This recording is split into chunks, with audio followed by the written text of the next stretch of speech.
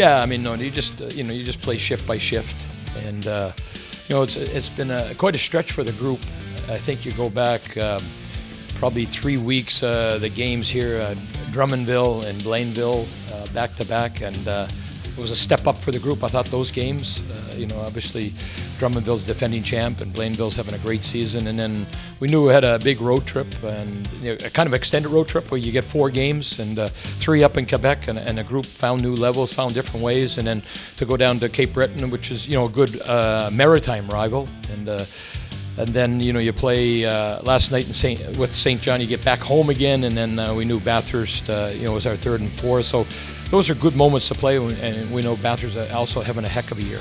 So those are good opponents, and so I think we get back to a bit of a regular week now that we get a couple of days here. We're back here Friday and Saturday. One at home, one on the road, and then preparation for game 65. Both goaltenders have been outstanding. I think our D unit has, found ways to be very, can defend, but also, their highest scoring offensive team. I think that's probably under-diminished. A lot of people wouldn't realize that, but I think the highest scoring offensive D unit as well, and it's spread out. Obviously, the addition of Dylan Gill helped on both ends for us, but we have pretty solid efforts, and then you got good depth up front.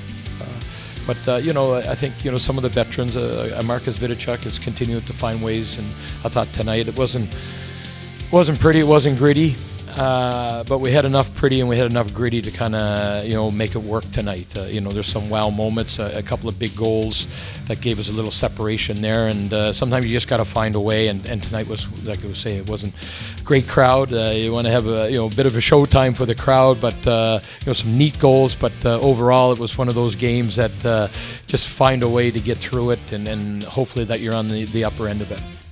Was playing the BCHL with that rule change with NCAA making major junior an option. It kind of opened the book for me, and got a call from Taylor, and we talked a lot and went through all the pros and cons with me coming, and we thought it'd be a good fit with my scenario that was going on in Vernon. It's been good. It's more skilled, I find, which helps my game. I feel a little more crisp, and I like it so far. It's been a good jump, and I think it's been good for me. I'm born and raised in Fairbanks, Alaska. I played in Fairbanks until I was about 14, and then moved away to Anchorage, Alaska, which is pretty far from Fairbanks.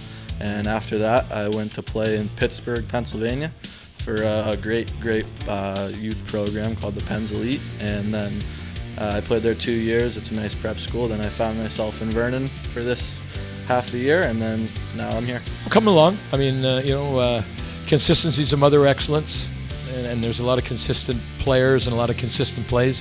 Incremental improvement is father, and we have to get better. There's too many good teams in the league that are getting better, and we have to be one of those. And I think first press conference we talked about JGS, and really that has to be a mentality.